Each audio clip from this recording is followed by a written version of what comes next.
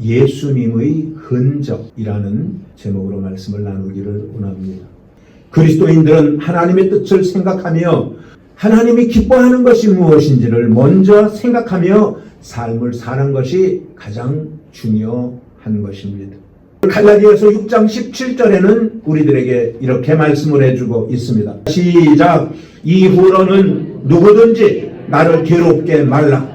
내가 내 몸에 예수의 흔적을 가졌노라. 오늘 사랑하는 여러분, 예수의 흔적을 가졌다라고 말하고 있습니다. 나는 오늘 여러분들 삶을 살면서, 아니 신앙생활을 하면서 예수의 흔적을 가지고 신앙생활을 하는 저와 여러분들이 되어지시기를 주님의 이름으로 축원을 드리겠습니다. 그럴 때에 여러분들의 삶 가운데 어떠한 어려움이 다가오더라도 그 어려움을 견딜 수가 있어요. 예수님이 나와 함께 하시네. 이 흔적이 예수님이 나와 함께 한다라는 증거네. 그러면서 여러분들이 어떤 어려움이 다가오더라도 그 어려움을 한 단계 한 단계 여러분들이 이겨 나갈 수가 있게 되어진다라는 사실인 것입니다. 오늘 우리 하나님은 우리 여러분들의 몸에 사랑의 흔적을 남겨놓으셨어요. 그것이 여러분들 너무나 잘 아는 오늘 본문 말씀 바로 앞절에 있는 요한복음 3장 16절입니다. 한번 같이 읽어보겠습니다. 시작. 하나님이 세상을 이처럼 사랑하사 독생자를 주셨으니 이는 저를 믿는 자마다 멸망치 아니하고 영생을 얻게 하려 하심이니. 오늘 여러분들에게는 하나님의 사랑의 흔적이 남아 있습니다. 여러분들 한 사람 한 사람에게 예수 그리스도를 하나님께서 우리 가운데 보내어 주시고 우리들에게 깊은 흔적을 갖게 하셨어요. 그것이 뭐냐면은 곧 오늘 본문 말씀인 17절의 구원이라는 겁니다. 17절 한번 읽어보겠습니다. 시작. 하나님이 그 아들을 세상에 보내신 것은 세상을 심판하려고가 아니라 저로 말미암아 세상이 구원을 받게 하려 하심이니라. 오늘 예수님이 왔다 간 흔적이 있습니다. 그 흔적이 뭔가요? 이 땅에 있는 수많은 사람들이, 죄 가운데 살았던 사람들이 예수를 믿고 구원을 받는 놀라운 은혜를 다 간직하고 있다라는 것이. 그래서 오늘 저는 여러분들과 함께 이 말씀, 한 절의 말씀을 본문 삼아서 예수님이 이 땅에 오셔서 남기고 간 흔적들, 예수님이 이 땅에 오셔서 십자가를 지시고 골고다 언덕으로 올라가시고 또 로마 병정에게 채찍을 맞으시고 피를 흘리시고 그리고 옆구리에 창이 찔리시고 십자가에 달려 돌아가신 지 사흘 만에 부활하셨던 이 짤막한 예수님의 행적을 통하여서 어떤 흔적을 우리에게 남겨놓고 가셨는지를 오늘 여러분들과 함께 말씀을 나누고자 합니다. 첫 번째 뭐냐면 예수님의 기도를 통해서 우리에게 순종의 흔적을 남겨놓았다라는 것입니다. 어느 날 예수님께서 제자들을 데리고 기도하러 가십니다. 기도할 때마다 가능하면 예수님의 제자들을 데리고 기도하러 가셨는데 예수님이 열심히 기도를 하다 가보니면은 제자들은 자고, 그래서 제자들을 흔들어 깨면서 얘들아 나하고 한시도 함께 기도할 수 없겠느냐라고 말씀하신 적이 여러 번 계셨습니다. 예수님은 제자들이 기도 안 하지만 예수님은 기도해야 할 것이 있기 때문에 열심을 다해서 기도를 합니다. 성경은 그것을 이렇게 표현하고 있습니다. 예수님이 기도를 하는데 이마에서 핏방울이 뚝뚝뚝뚝 떨어지는 그런 묘사를 하고 있어요. 그건 실제 피가 떨어진 거라기보다는 그만큼 열심히 예수님께서 어떤 목적을 두고 기도를 하셨다라고 우리는 말할 수가 있는 것입니다. 그러면 예수님은 왜 이런 기도를 하셨을까요? 다른 것 아닙니다. 인류의 조상인 아담과 하와가 죄를 짓고 난 다음에 그들은 불행의 늪으로 빠져들어갔어요. 하는 일마다 어렵고 하는 일마다 형통치 아니하고 너무나 불행한 삶을 살아가니까 하나님께서 그들이 너무나 불쌍한 거예요. 어떻게 하면 내가 이 사람들을 내가 이 불행의 늪에서 건져내어 줄까? 하나님께서 이 독생자 예수 그리스도를 이 땅에 보내주시며 양 어깨에다가 짐을 짊어지게 한 거예요. 그 짐이 뭐냐? 인간이 그동안 지고 있었던 그 짐을 네가 대신 짊어져줘라. 그래서 예수님이 이 땅에 오셔서 그 짐을 대신 짊어지려고 아침마다 저녁마다 기도를 하는데 그게 얼마나 고통스러운지 몰라요. 그래서 어느 날은 기도하다가 마태복음 26장 39절에 이 말씀을 하나님 앞에 기도로 합니다. 한번 읽어보겠습니다. 시작. 내 아버지여 만일 할만하시거든 이 잔을 내게서 지나가게 하옵소서. 아버지 할 수만 있다면 나한테 이 일 시키지 말고 이 일을 다른 사람한테 맡겨줄 수가 없습니까? 그런 기도를 했어요. 그런데 또 생각나는 게 하나님이 내가 감당할 수 있으니까 하나님이 나한테 그 일을 시키셨겠지. 하나님이 나한테 이 일을 시켰다면 내가 할 수 있는 일이라면 순종하는 것밖에 더 있겠는가. 그래서 그는 마음을 고쳐먹습니다. 그래, 그러면 내가 힘들지만 하나님이 나에게 명령하신 것이고 나에게 맡겨주신 일이니까 이 일에 내가 순종해야지. 그리고 그 다음 부분에 고백을 합니다. 시작. 그러나 나의 온대로 마옵시고 아버지의 온대로 하옵소서. 내 뜻대로 하지 말고 이제는 아버지의 뜻대로 모든 일을 하는 그런 하나님의 자녀가 되게 해달라고 그는 기도를 하고 있는 것입니다.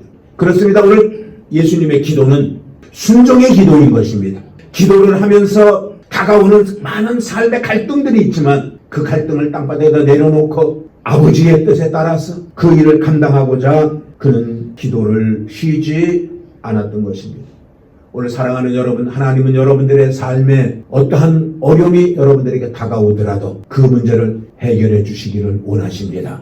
그렇기 때문에 우리는 어떻게 하든지 하나님의 뜻을 알고 하나님의 말씀에 순종하며 하나님의 곁을 떠나지 않는다면, 하나님이 말씀하신 것을 지켜 행한다면 분명히 하나님은 우리에게 복의 복을 더하여 주실 줄로 믿습니다.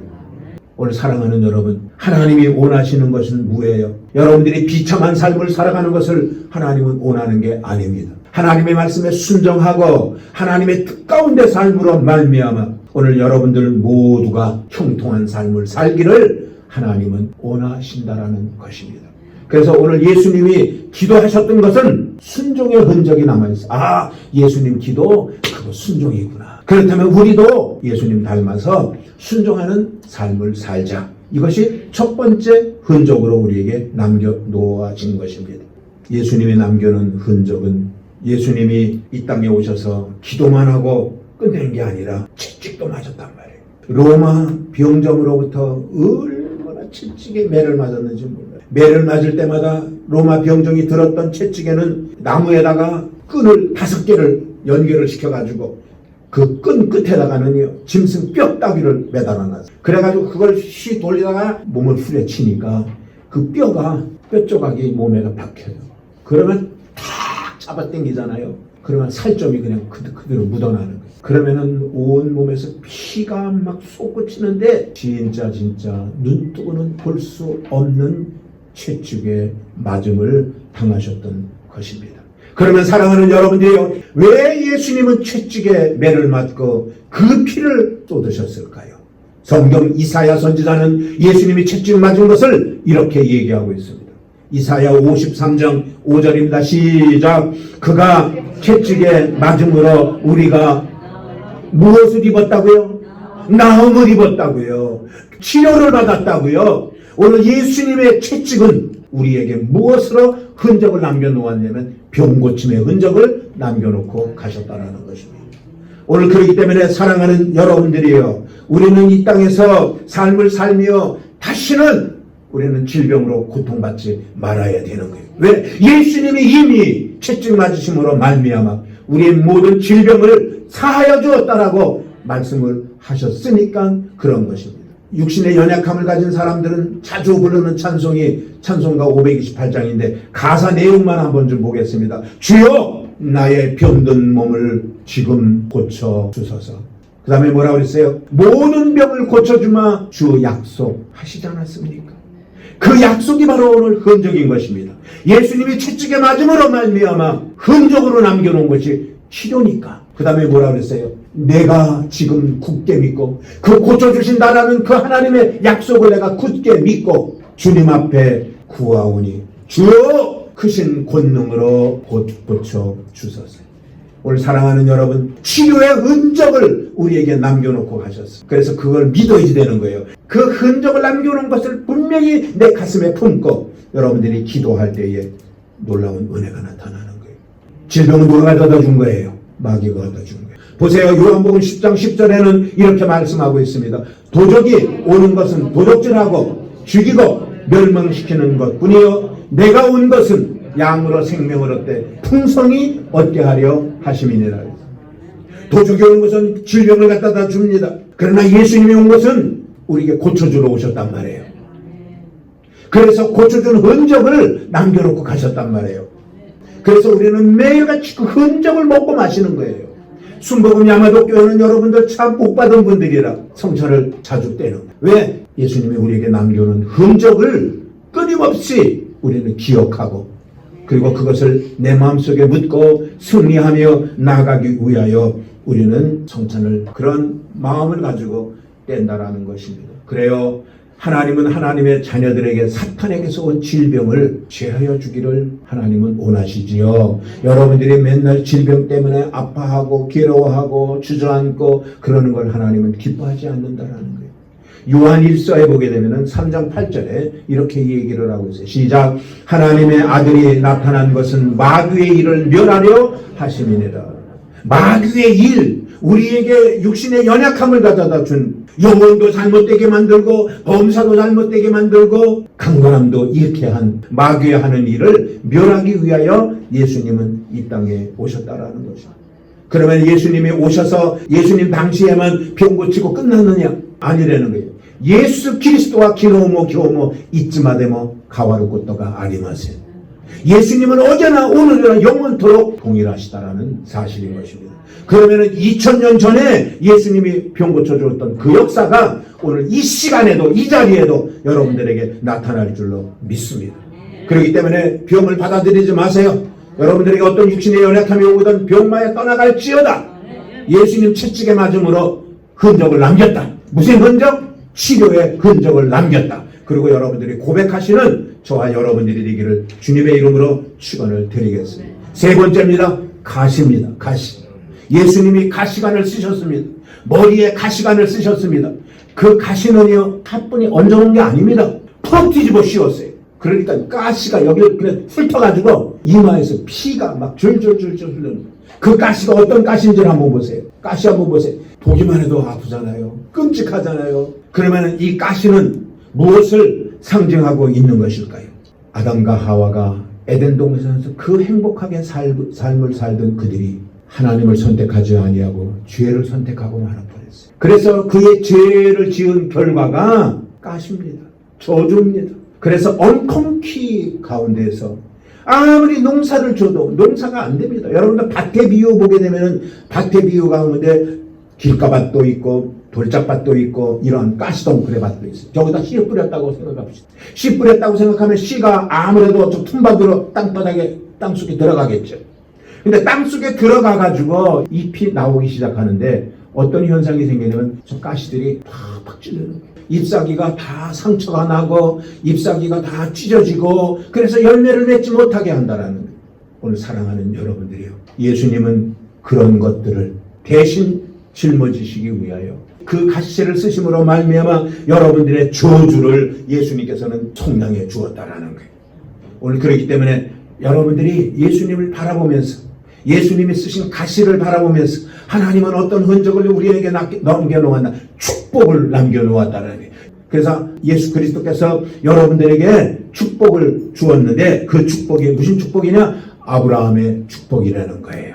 여러분들 아브라함은 복의 근원입니다. 우리 교회에 말씀 보십시오. 내가 너로 큰 민족을 이루고 내게 복을 주어서 내 이름을 창대케 하리니 너는 복의 근원이 될지라 그랬어요. 그렇기 때문에 우리는 그 흔적을 우리가 보고 절대 입으로 안 된다, 못 산다, 끝났다 이런 말 하지 마세요. 그거는 저주의 말인 거예요. 그 말을 자꾸만 여러분들이 하면 그 말이 여러분들을 얼고 매게 됩니다. 그래서 우리는요, 믿는 사람들은 우리는 아브라함의 복을 이미 받은 사람들이기 때문에 예수 그리스도로 말미암아 자꾸만 안 된다고 그러지 말고 할 수 있다, 하면 된다, 해보자 라는 긍정적인 말들을 할 수 있는 여러분들이 되어지되는 거예요. 그래서 여러분들의 마음을 지켜야 됩니다. 생각과 마음을 여러분들이 지키지 않으면 안 돼요. 잠언서 4장 23절 한번 보십시오. 시작. 무릇 지킬 만한 것보다도 내 마음을 지켜라. 생명이 근원이 이에서 남이니라. 그렇습니다. 우리의 마음을 지켜야지 돼요. 예수님이 우리에게 남겨놓은 흔적, 가시관을 쓰면서 말미암아 우리에게 축복을 가져다 준 이 흔적을 우리의 마음속에 깊이 묻고 우리가요 부정적인 생각, 안 된다는 생각 이런 거를 버리고 우리가 삶을 살면 분명히 여러분들에게 아브라함의 복이 임하는데 신명기에 보면 그런 말씀이 있잖아요. 들어가도 복을 받고 나가도 복을 받고 떡반죽 그릇도 복을 받고 영혼이 잘됨같이 범사도 잘되고 강건함의 축복이 넘쳐난다라고 성경은 우리에게 말씀해주고 있는 것입니다. 그렇기 때문에 오늘 사랑하는 여러분들이요, 오늘 여러분들의 삶에 가시덩굴이 있다 할지라도 오늘 여러분들 주님을 바라보시기 바랍니다. 가시를 바라보지 말고 주님을 바라보는 여러분들 되어주시기를 주님의 이름으로 축원을 드리겠습니다. 마지막으로 네 번째 십자가를 통해서 우리는 구원의 흔적을 남겨놓은 걸 보아야 돼요. 예수님은 그 구원을 완성했어요. 십자가 지시지 않았다면 매만 죽도록 맞고 가고 열심히 기도만 하고 끝났다면 구원 못 이루어질 것 아니겠어요.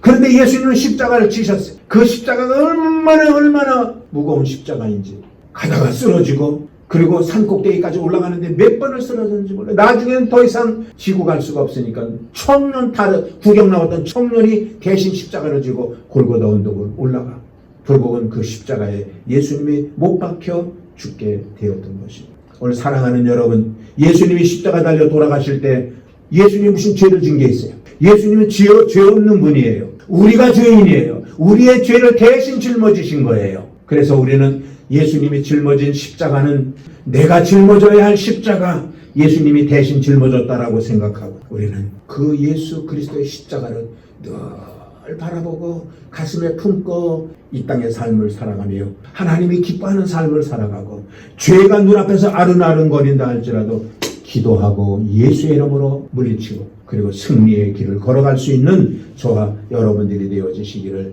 주님의 이름으로 축원을 드리겠습니다. 그래서 여러분들 우리가 복음성가 가운데에 내가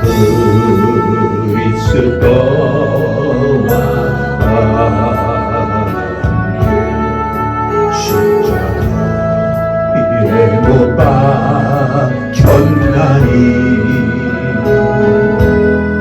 그런 이제 내가 산 것 아니요 오직 내 안에 예수께서 사신 것이니라. 이제 내가 육체 가운데 사는 것은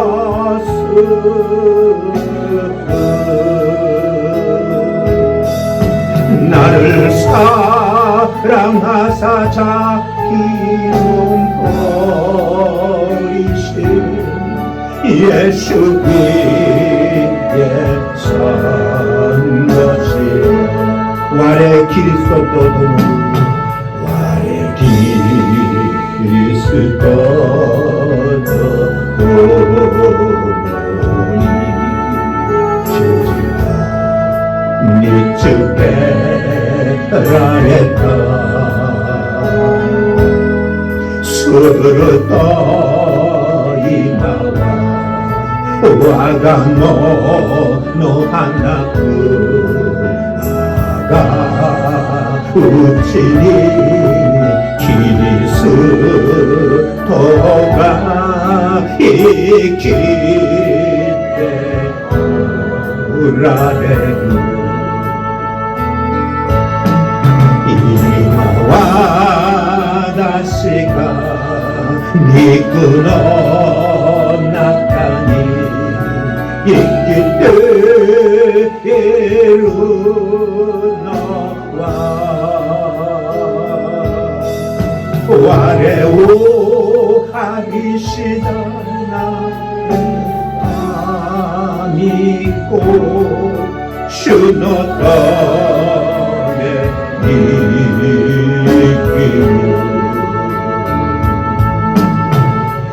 아멘. 예수님의 십자가가 여러분들을 살렸습니다. 그렇기 때문에 우리는 늘 삶을 살며 십자가만을 바라보며 나가야 되는 거예요. 늘 십자가를 가슴에 품고 삶을 살아가야 되는 거예요.